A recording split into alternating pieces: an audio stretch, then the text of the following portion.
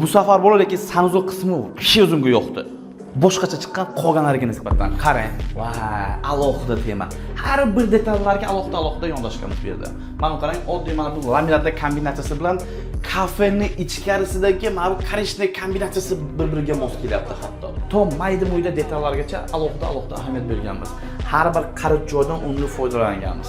Mana bu ustiga polni narsa qo'yish uchun, bu menga shunga o'xshash narsalar qo'yish uchun joy qilganmiz. Va mana bu qismini 2 yil, 3 yildan keyin, mabodo masalan 5 yildan keyin buzadigan bo'lsa agar sinemat qilib turib, yana joyga qo'yadigan shaklda qo'yganmiz. Agar mana bu qismiga hozir bizlar kafe ishlatganimizda edi, buni hozir sinemat qilish uchun kafeni buzishga to'g'ri keladi. Yana qaytib joyga qo'ya olmaysiz. Bunisi mayli 5 yildan keyin birga bir mana bu kafe topa olmaysiz. Sanuzol qismiga maslahat beraman. Agar joyingiz yarashadigandek bo'lsa, agar polros faqat ustini emas, polros mebel qilsangiz ham vop chiqadi. Rakyuna qismi lekin alohida tema. Mana bu qarang, Gappo firmasidan Secrete smeslar ishlatganmiz. Bu yerda hozir mana bu yerni teshib turib, mana bu yerdan installationsdan olsagan bo'lardi. Bu lekin Secretening nima afzallik taraflari bor desangiz agar, masalan, qo'lni yuvamiz.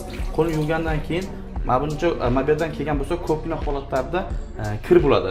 Smesni yerga qadalgan joyning atrofida mikroblar yig'iladi. Ammo bu yerda bo'lsa agar hech qanaqa mikroblar yig'ilmaydi, yerda bo'lgan hisobiga akkurat turadi. Ko'plar mana bu rakyunaning tag qismiga u kuxni installationnitsa yoki искусственный kamin yoki tabiiy tosh shunga o'xshash narsalar ishlatishadi. Bizlar bu safar boshqacha yondashdik, ya'ni kafening o'zidan obmanka qildik. Orasida bo'lsa agar 5 santimetrlik qalin choyli ko'rinish uchun kafeni o'zida obmanka qildik. Yonboshlarini 45 gradus kesib turib. Mana bu yerda shkaf sifatida bemalol foydalansa bo'ladi.